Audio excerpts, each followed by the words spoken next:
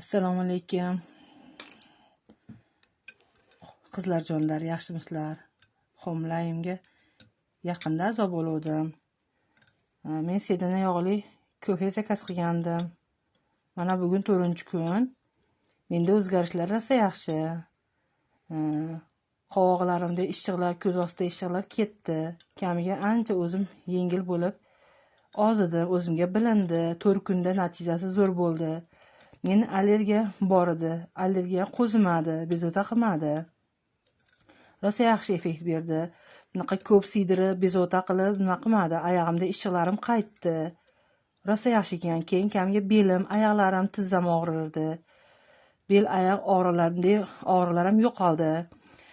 Shu bel oyoqlarimga mana bu kremni, Gulgazamin kremini zakaz qilgandim. Buni qo'yishga hojat ham qolmadi. Kremni effekti rosa, unaqa kofening effekti rosa yaxshi bo'lganligi hisobiga buni hali ishlatganim yo'qman. Ammo bel oyoq og'riqlariga yaxshi degan uchun shuni zakaz qilgandim. Lekin menga kofening natijasi rosa yaxshi bo'lib, uni shuvashga hojat qolmadi. Ammo bel oyoq og'riq, bosh og'riqlarga nihoyatda yaxshi ekan. Ko'zlarim ham ancha tiniqlashib qoldi.